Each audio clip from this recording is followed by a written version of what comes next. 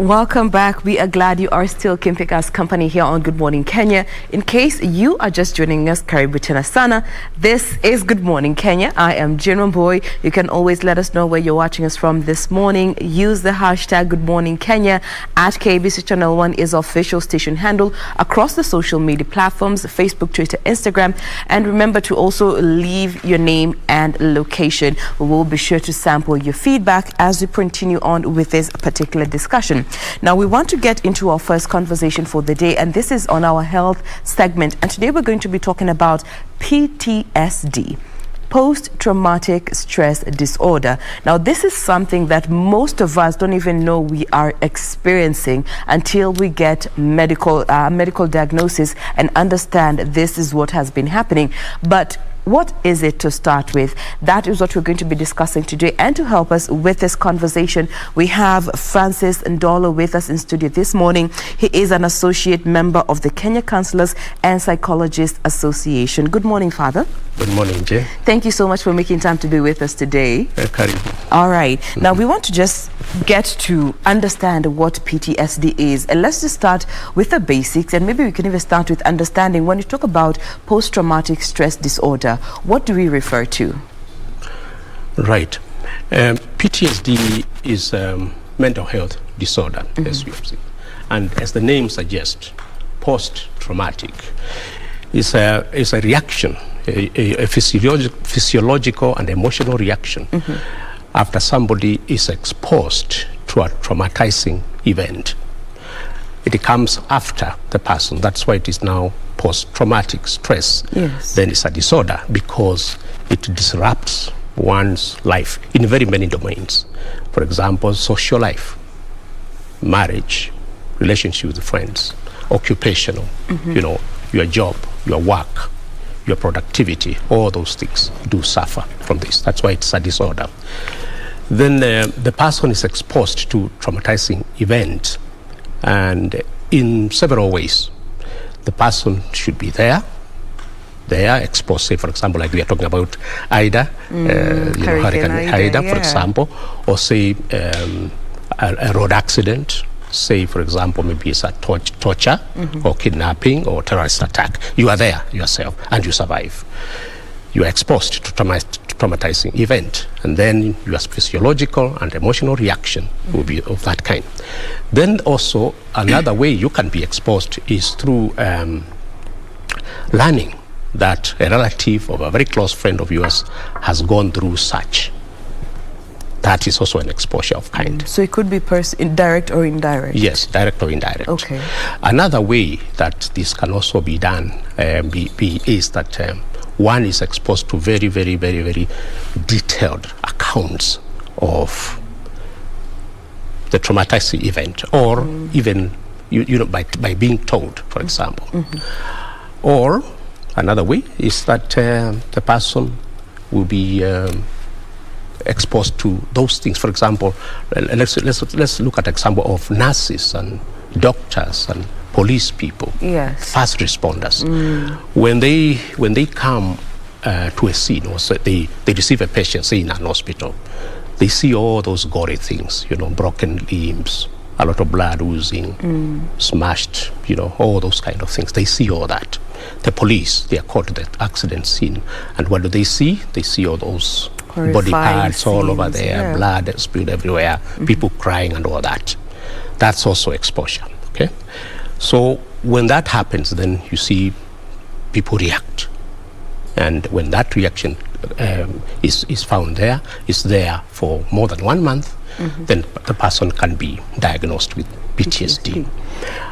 To add here that not everybody who is exposed to these traumatizing events ends up developing PTSD.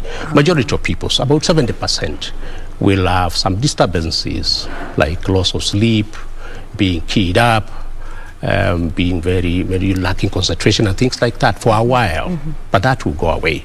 But for about 20% and 30% of people who go through this, they can't get over this. They can't easily shake it off as one would expect them to. Yeah, unless they have some help of some kind. All right. Now, you know, when you talk about PTSD, for most people, we have this barrier of sorts that sort of protects us from understanding that PTSD can happen to anyone. For most people, they still look at PTSD as a white person's disease, as a Western disease, and we Africans cannot experience PTSD in sorts. Do you think this is a very misguided way of looking at such a condition that can affect anyone out there? Yeah, PTSD has been elusive, not only to us here in Africa, but to the whole world. Actually, it began to be, it became a category in diagnostic tools in 1980s. Before that, different people had different opinions, but now it became to be coded, especially in DSM, Diagnostic Statistical Manual of Psychiatric Association of America. It began to be called now PTSD, and from there, when something is categorized there, it has a name, it has the symptoms, it has its progression, and so on and so forth. And then now it can be treated. So for us now here, because these are categories that were developed out there in the West, they are coming to us as we learn these things, as we train our own counselors, as universities train counselors, and so on and so forth, as we read. And now increasingly, we are beginning to see, because no matter whether we are white or black or whatever continent we come, we are human beings. And so long as we have these many traumatizing events happening, then people will react, because they are human beings. And because they will react, there will be PTSD. Yes. Yeah, call it by different names, you don't like it or whatever, but it's there. And categorized, so it is no longer just a white man's disease. Yes. Now, let's get to understand some of those symptoms that could help one understand maybe what I've been going through or feeling or experiencing is actually PTSD. And I like the fact that you've mentioned a few causes here and there, but looking at those symptoms and understanding the root cause of where it all started, let's start with avoidance of things. Is this something that, medically speaking, you can say is actually a symptom of PTSD? Yes. PTSD has very many symptoms, and to help people understand, kind of conceptualize what it is, they have been clustered. The symptoms have been clustered into 4. Oh, tell us more. One is that avoidance symptoms, whereby the person tries to avoid anything that has to do with a particular the event. Say, for example, people, places. Even talking about the event, what happened, they would be trying to avoid that, okay, to shield themselves, to not to feel that stress and trauma again. All right. The other one is called re-experiencing, a cluster of symptoms. Re-experiencing symptoms.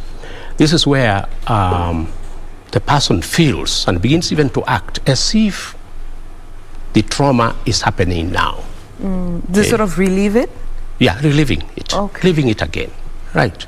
So you find the person is having flashbacks, mental images passing through of, say, the horrific accident that they went through, or the sexual abuse that they went through, or the kidnapping that they went through, and all that. They will be having flashbacks, they'll be having nightmares, they will be having pains, just like they had pains during the incident. They'll be trembling, they'll be sweating, they'll be the heart will be beating quick, just like it was when they were facing that. That is a re-experiencing. Then the other symptom is hyper-arousal. That another cluster there, hyper-arousal. The nervous system is very aroused, very high.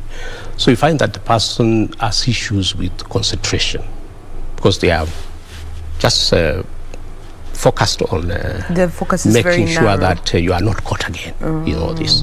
So you find that the person is not able to concentrate on anything. The person is not able, is having, is keyed up, always very alert. Is having issues with remembering things.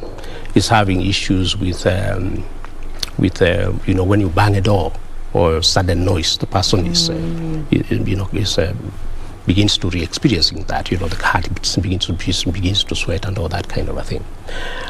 And then the other one, the last one, the fourth one, is that there is always change in mood and cognition.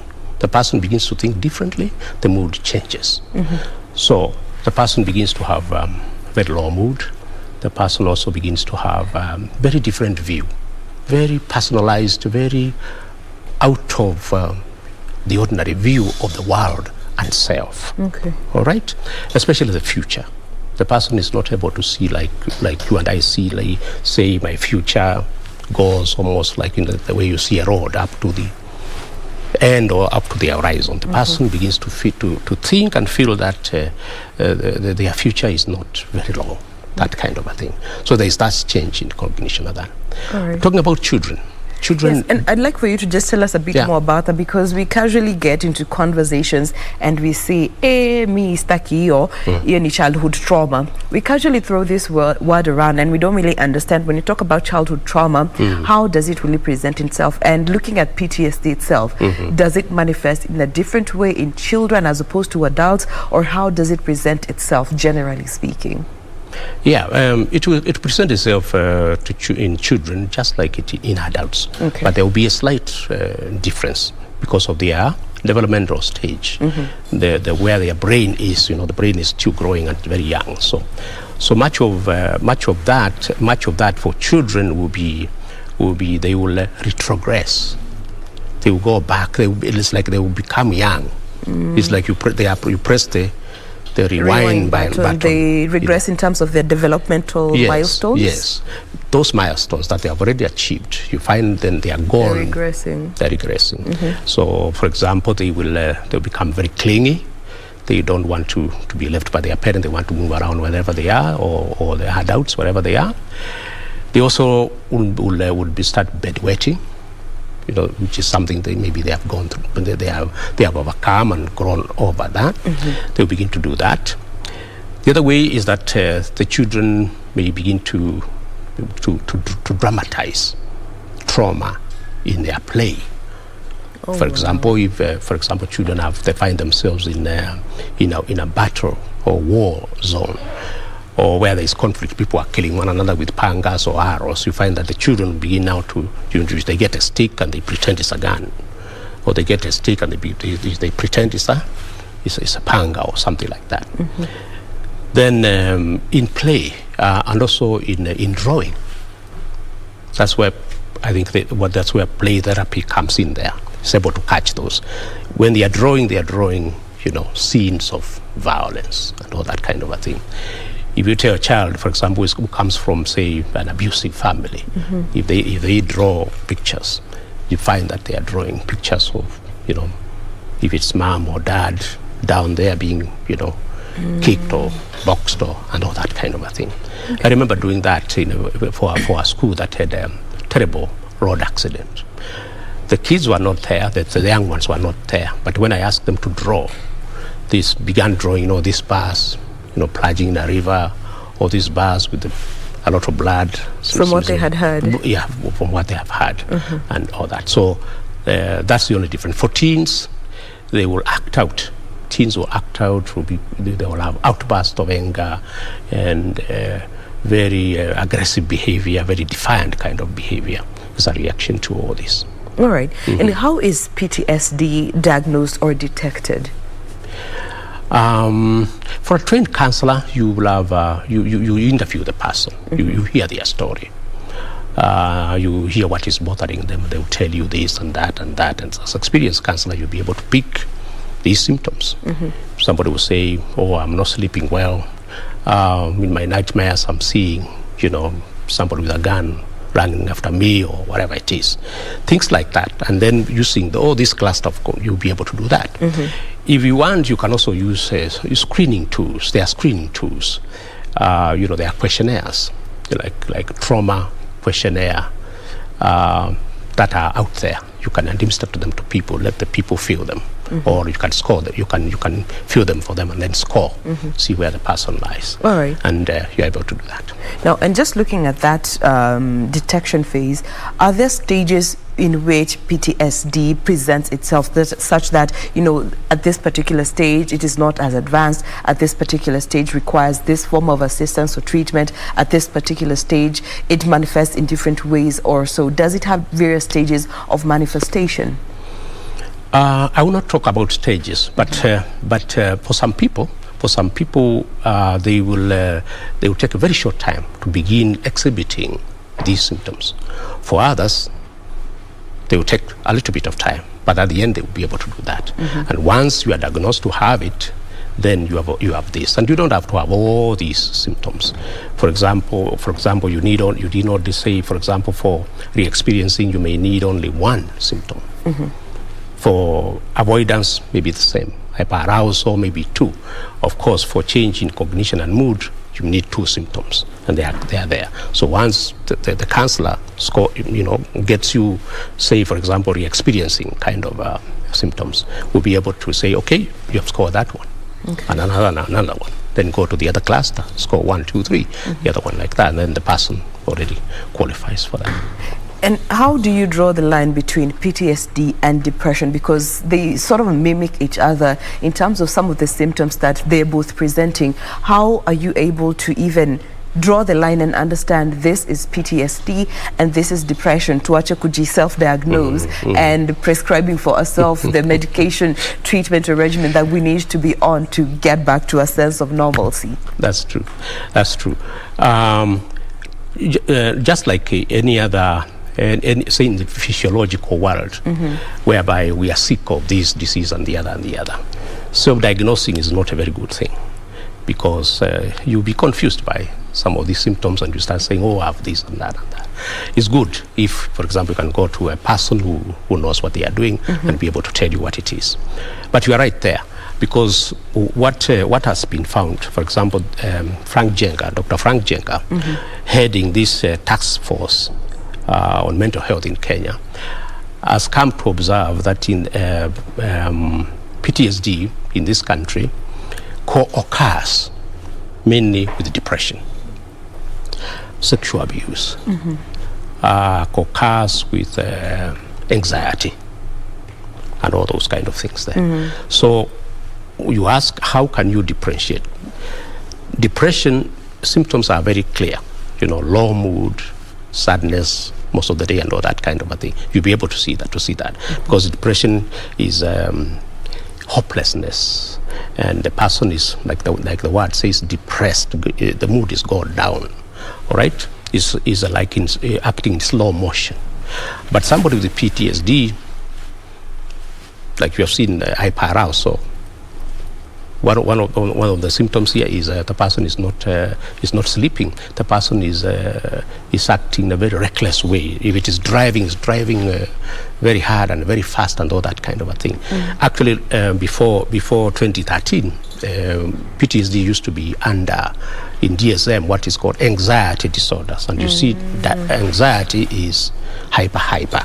And then depression is down. The extreme. Okay, so we are very careful as counselors not to miss depression in PTSD clients. All right. So because you know the symptoms of this and the symptoms of the other, you'll be able to delineate all that. But the person can have the two at the same time. At the same time. Yeah, and even more co-occurring. All right. Now, remember, we welcome you to be part of this conversation. I can already see some sending through their questions, and as simple or as grand as they may be, we welcome them. If you're seeking clarifications, if you're seeking to get some answers, or you just want to comment in particular this discussion, welcome to do so. I will be sampling your comments and views once we return from this very quick breather, so do stay with us. We'll be right back.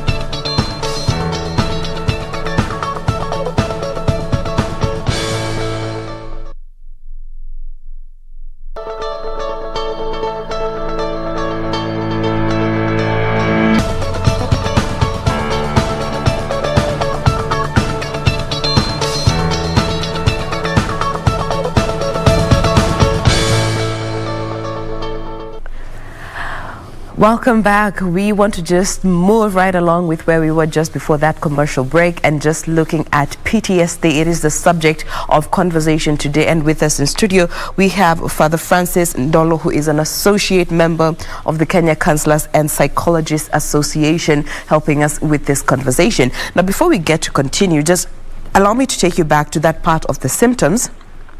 I will reserve names for purposes of privacy, but there's someone who has talked about they can never eat githeri because when they just see it, they get anxiety over how much they used to eat it when they were younger. And I also gave you the other example, just when we were off air, just speaking with our guest here, there's some people who avoid certain things because of at some point in life, they had to experience or to endure or to even eat them for an extensive amount of time, and right now when they're better positioned in life, they avoid these things at whatever cost. What do you make of such?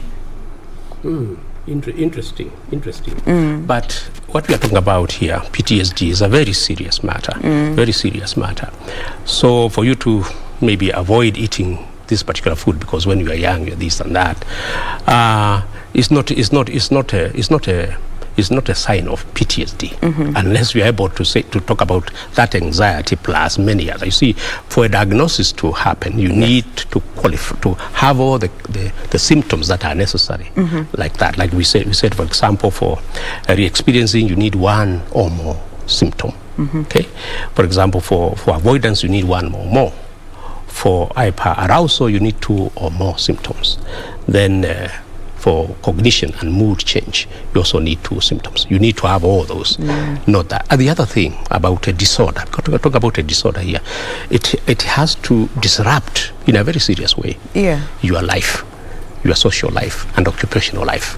So the question to them is, when you avoid this, does it disrupt, or if you go on this buying spree and all that, does it, and then do you qualify for that? Because the other disorders that can explain, maybe if somebody is holding shoes or buying, overcompensating, as you say. Overcompensating on things that they missed when they were young. Okay. There will be things like that, like attachment disorders and all those kind of things that deal with childhood experiences and deprivations. Okay, and maybe... But PTSD, no, very serious matter. Very serious. And maybe to just even help our viewers understand the seriousness of this particular disorder, what are some of those short-term and long-term effects that you have seen people actually experience as a result of PTSD? You find that somebody is not able to function as a family man or woman. Because of these symptoms. For example, as we said, the person can have outbursts, hyperarousal, outbursts of anger. So the person can be triggered very easily to act. The person has very reckless behavior, like drinking a lot and fighting, picking quarrels.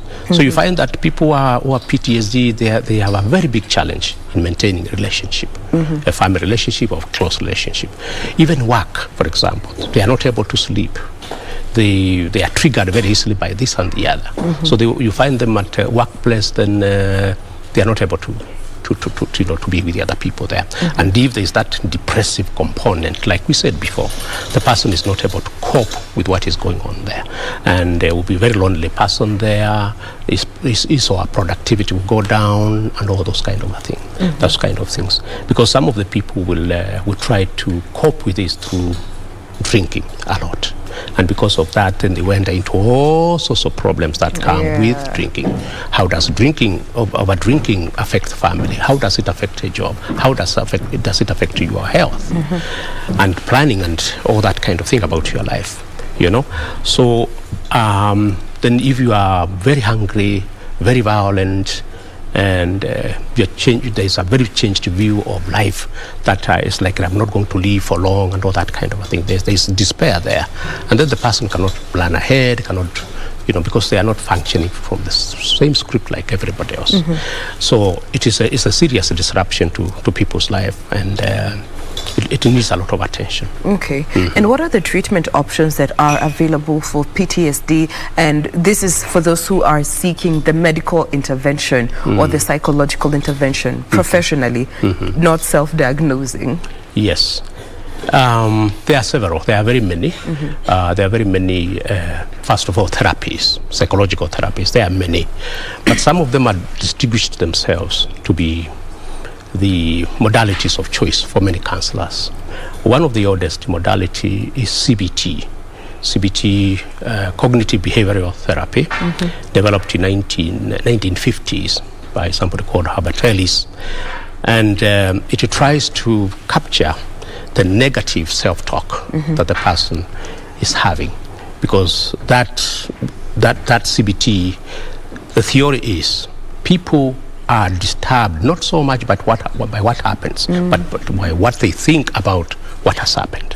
So it tries to capture that and change that thinking pattern, and then look at the learned behaviors and try to change them. That's you see, it's CBT: cognition, change behavior. Then there's another one called prolonged exposure therapy that is focused to trauma, and it has a lot of behavioral components because it exposes people to the feared, like for example avoidance. They will try to, helped by a counselor, you'll be taken to the scene where maybe the accident happened. Then because you have your counselor, the counselor will be able to see how much you can bear on that, and as other strategies to calm you down and all that. Maybe it's a feared object, maybe it's a feared person or feared activity, and then they will desensitize you over time. Systematic desensitization, and many other behavioral kind of strategies like homework assignments and things like that. Then I've been trained in CBT myself, and I use it a lot. But there's a new one. There's a new kid in the block, and I like it and like to commend it for the counselors. EMDR. EMDR, what does that stand for? Stands for Eye Movement Desensitization and Reprocessing. EMDR, Eye Movement Desensitization and Reprocessing. Developed in 1980s by a lady called Francine Shapiro in California. And in this one, the understanding, you see different treatment modalities like CBT or prolonged exposure or psychoanalysis or EMDR. Each one has an assumption as to what makes people tick. Then what makes people not to tick. That assumption is what, informs what they do with the client. EMDR assumes that what makes people with PTSD not to tick is that their neurology, that is the stress, enters their neurology, the central nervous system. And unless it is removed from there, it continues to disturb them. Whenever whatever experience we have, for example, we are frightened by a snake, or we are pulled out of a fire, or of a collapsing building, or something or water, like that, or water flood, we all that gets into our nervous system. Normally, the brain will just digest that, and within a few days, we are okay. But if it is overwhelming as a traumatizing event, that will get kind of stuck in the nervous system. Like when you eat something that you have not eaten for a long time, or you eat much, say, of cassava, your tummy may not be able to handle that. You may need help. Your tummy may need help to be able to digest that. The same, trauma is too much for the system to digest this, so they need help. So EMDR gives you help by eye movement. See, eye movement desensitization. Eye movement. This eye, moving in alternately like that.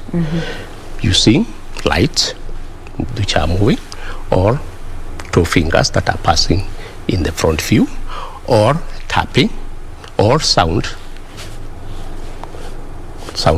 here, then they start alternate. You are connecting the left and right hemisphere of your brain in order to be able to digest this. It's very easy, and like other therapies, you don't have to talk a lot about, say for example, when you're talking about sexual abuse. Sometimes it's very difficult to talk about that and other personal experiences. But with EMDR, you don't have to say a lot. You need just to have the picture, say, of the perpetrator, or the phone call that told you, somebody died or something like that. Whatever it's the highest point of that emotion. Get that? That's what you pick. You pick that. You pick the feeling, the negative cognition that goes with that, and then where it is in your body, and then you follow that. Reprocess it. And it's I like that. And we have that now. They are training people here in EMDR Kenya.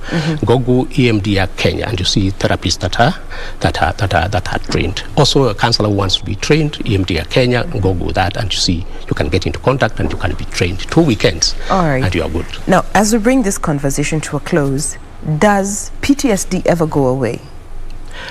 For the 30%, 20-30%, it cannot go unless the person is helped. There's a person who has done a lot about all this, Dr. Lukoye Atwoli of Moi University has done a lot of research on this.